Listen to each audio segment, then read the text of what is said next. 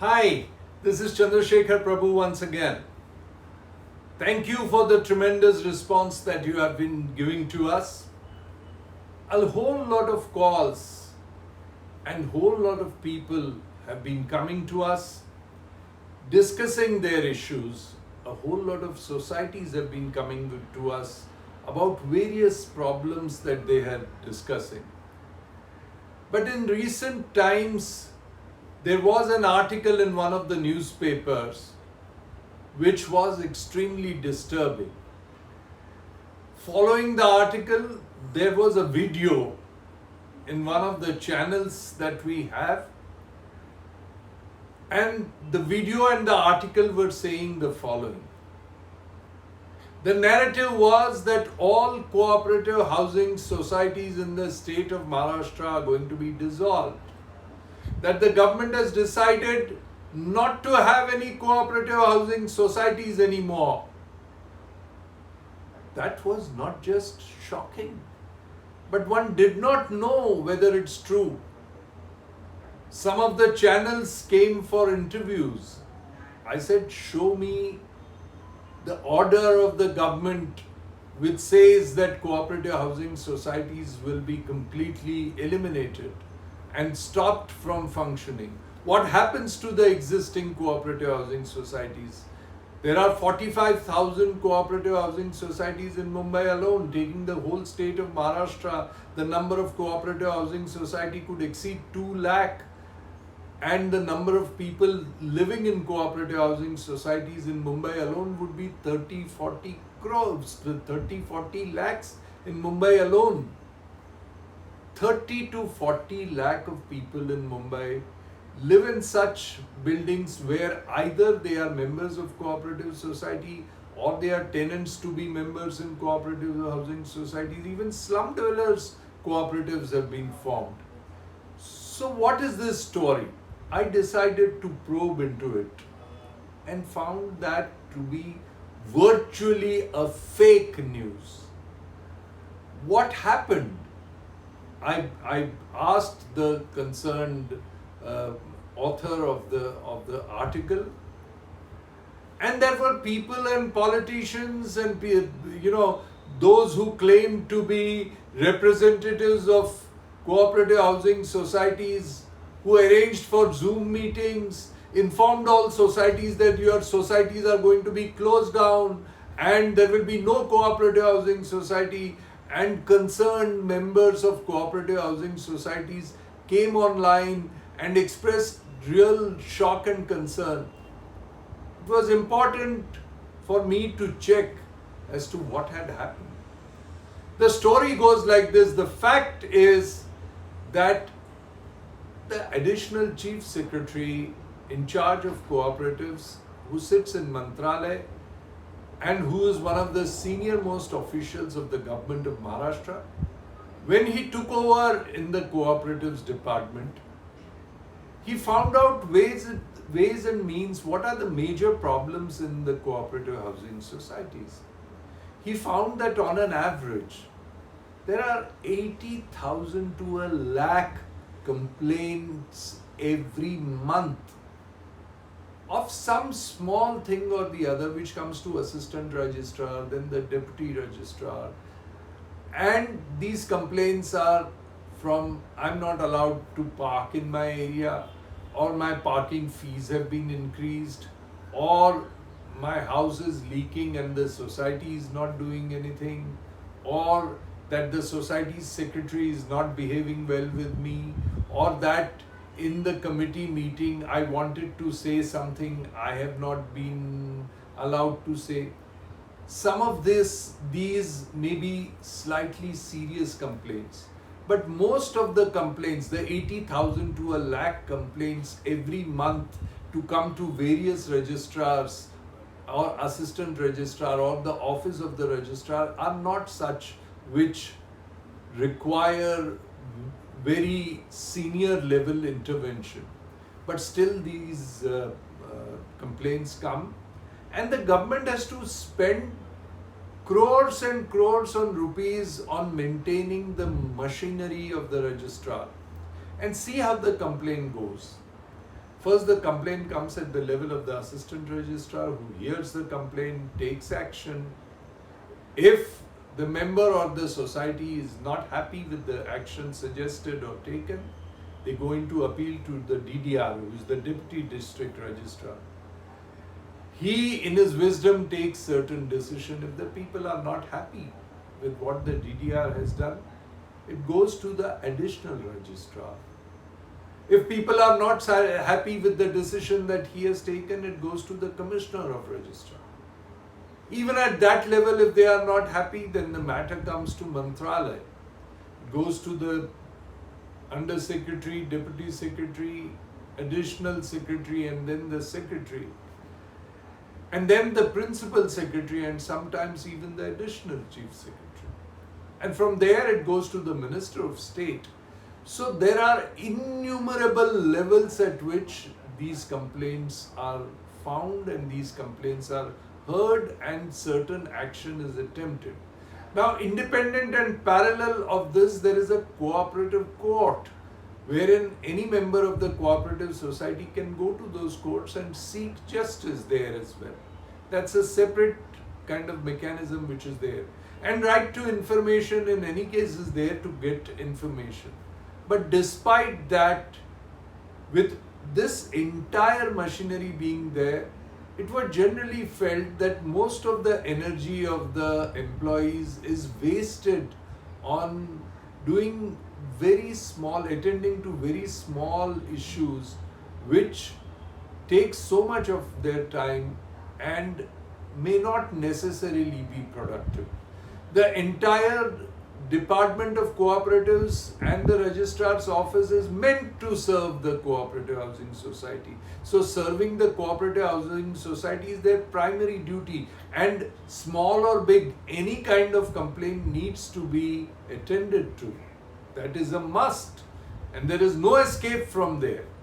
However, such complaints which can actually be solved at the level of the Cooperative Housing Society need not come there.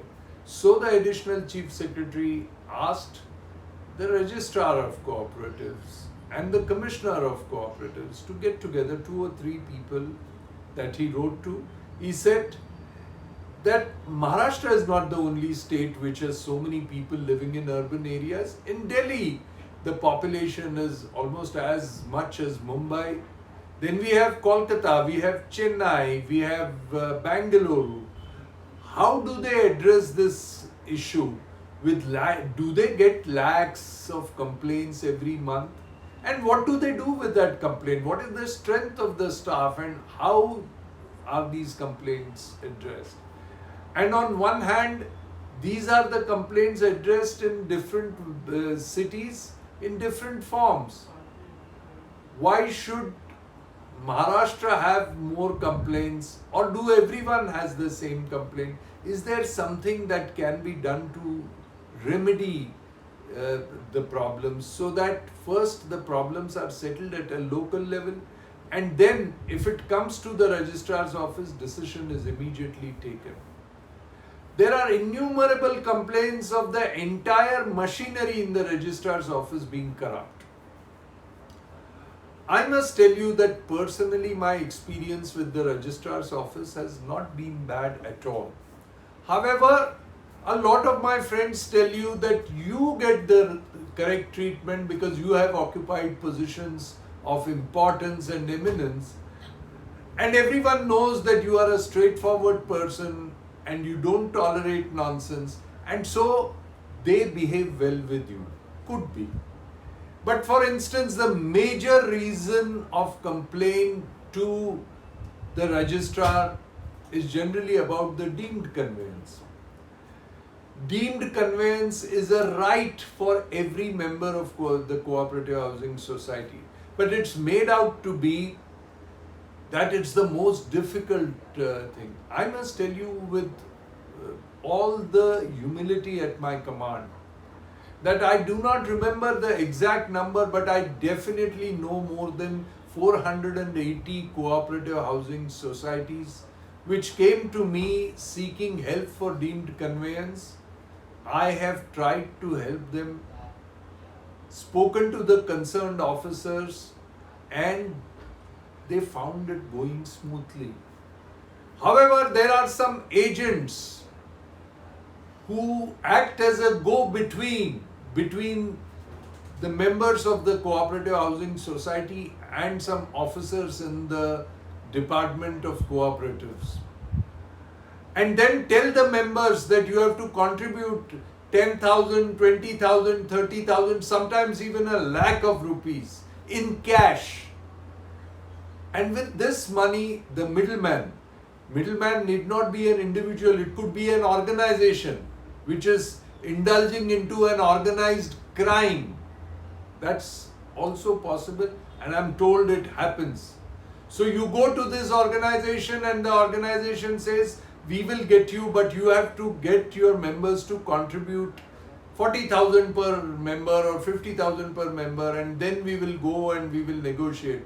And then they negotiate a deal with the concerned officer in the registrar's office and try and manage the conveyance, deemed conveyance, to happen. This is a story which I come to know. Innumerable society members have told me that unless you pay some money, every member has to pay money. If you have not paid the stamp duty, definitely you have to pay it. If you have not paid your dues which are due to government, definitely you have to pay. If you have not paid your lease rent or any other taxes that are due to government, you have to. But to get a deemed conveyance, if someone says that there is some speed money or some bribes to be paid, you don't have to pay that. None of the cooperative societies that I have helped have paid a single penny and have got their deemed conveyance. I have spoken to the concerned officials. I have explained to them how the position is, what the documents they have and what they don't have, and they have understood and processed. Sometimes they may take a little extra time because the landlord or the builder has to be given a hearing, he has to be called, he sometimes comes, sometimes doesn't come. Sometimes it takes 2 or 3 hearings, and after the 3 hearings he comes back.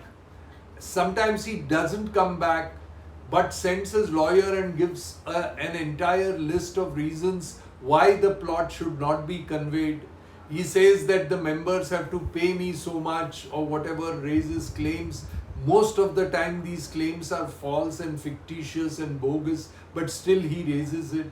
So the registrar or the concerned officer has to hear all these things and arrive at a decision and then issue a final order. All this takes time. But it doesn't necessarily mean that you have to pay bribe. Even if it takes a bit of time, it doesn't mean that it has been delayed because bribes have not been paid. Because I have seen societies getting their deemed conveyance without paying any bribes. I must say with due humility that there have been complaints about the officers in the registrar's office, innumerable complaints come time and again. But my experience whenever I have approached them is I have not found anyone, demanding something, either from me or the cooperative society which I have recommended for the deemed conveyance, and the society members will bear me out. However, it is true that these middlemen or middle organization engage the societies into some kind of payment which the society members have to pay in cash, and they give such reasons for those payment. If you don't do this, then you'll be in deep trouble. The empty plot outside your building will not come to you, that will be taken by the builder. If there are more than a few buildings, then they will say that the land between your buildings will not be there. If there is an internal road, they say the land of the internal road will be taken over by the builder, you won't get it. If you come to us, it will be sorted out. If there are some lease issues of the land, they say to solve these lease issues, it's impossible unless you pay bribes. So all these reasons will come. But my experience has been different. So in order to go into all these issues, the additional chief secretary may have asked the commissioner of cooperatives to go into all the complaints and find out how the process can be streamlined and how they can see that minimum issues have to be faced by the common man, by the common member. And what is it that Maharashtra or Mumbai has different from other states? Let them study different states. Let them study what happens in different parts of the country and come back with a report. That's all that happened. No suggestion that cooperative societies should not be there. No suggestion that all cooperative societies should be dissolved. No suggestion that all existing cooperative housing societies will no more be allowed to function. Nothing of that sort was written in that letter. However, in these days of political hotbeds, you definitely have people who want to say things. You definitely have people who leak out government documents, and you definitely have people who on the basis of those government documents, really make a big hullabaloo out of nothing. This also. So I just did not remain like that. I spoke to all the officers of the cooperative department. I spoke to different officers in the registrar's office. I also spoke to the ministers at the level of Mantralaya and people who matter in the government. And I was told that nothing is going to happen to any cooperative housing societies. So members, be relaxed. Whatever the rumors may be, the news was a fake news that all the cooperative societies would be dissolved. No cooperative society is going to be dissolved. No cooperative society is going to be handed over to administrators from the government. Government can't handle that kind of thing. Government can't handle its own bureaucracy sitting in Mantralaya. Where are they going to handle so many cooperative housing societies? That's impossible. And that's not going to happen. And that was never meant to happen. But suddenly everyone panicked. And someone who leaked this letter wanted people to panic. That's politics for you. And I do not fall into any category of political activity. So I do not want to comment on political statements and political shenanigans. That's not my job. That's not what I'm here today. I'm here today to make things clear to people and make things simpler to people, make cooperative societies easier to function and make cooperative societies aware of their rights. So when they indulge into a major exercise of redevelopment, they should feel happy and they should not be in tension, and their process of redevelopment should be smooth through, of course, the self-redevelopment. So they should get more area than what any builder can give. They should get better quality planning than what any builder can give. They should get better quality construction than what any builder can give. They should get their buildings redeveloped on time, which no builder gives. And they should get a corpus amount which at least should be twice or more than what any builder offers. Now, these are the main aims behind which we have been approaching the cooperative societies, or rather, the cooperative housing societies have been approaching me. But because of this disturbing news, there was suddenly, I had flood of calls. I was so busy. Every single minute someone were asking, will our cooperative society be dissolved? Will our cooperative society be dissolved? So rest assured, no society is being dissolved.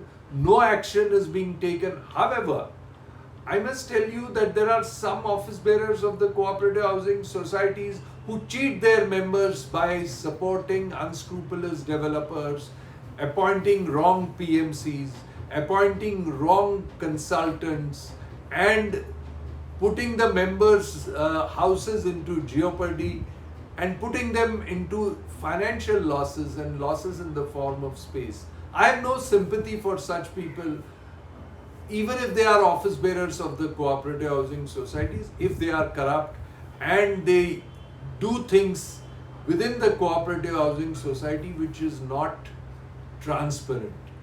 But I must tell you from experience that most office bearers of the cooperative housing societies are not bad.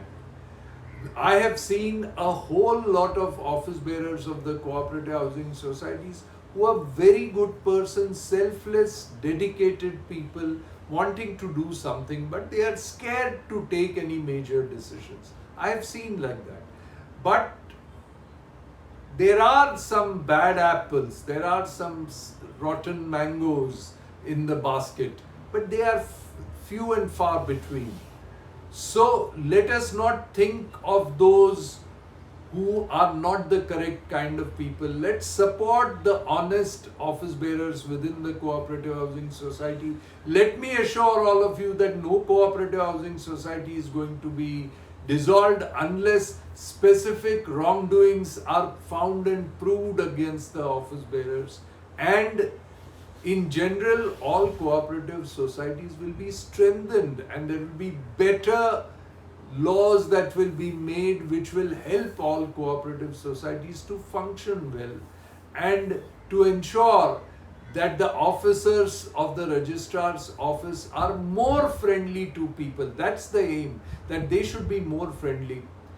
I'll give you a small example that the Mantralaya, the cooperative department said that all deemed conveyances should be online and the society can file in all their papers online. But some deputy registrars and assistant registrars says nothing doing. Even if the government may have started an online, there is nothing online. We have stopped everything. You come and submit our papers. In the pandemic, it's a crime to call people to submit papers. I took the matter up with the additional chief secretary and he feels that that is not correct. The online system is still on and no DDR can say that online system is not functioning. He has to accept all the papers online. That's the order of the government.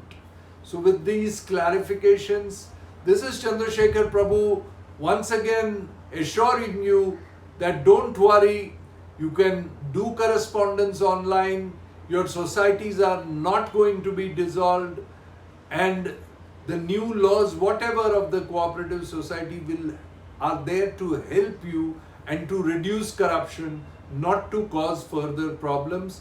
Don't heed to fake news, don't heed to fake posts on the media. Just go by the facts and check the government orders, and if there is something wrong, we can take it up with the government. This is Chandrashekhar Prabhu bidding you au revoir, promising you to be back once again with more posts and more interesting posts. As usual, your comments are always welcome. Please comment on this. Your feedback will be important. We shall take your feedback to the powers that be, and we promise you that we shall continue to help you without any expectations whatsoever. And those who try to cheat you, we shall expose them. Bye for now.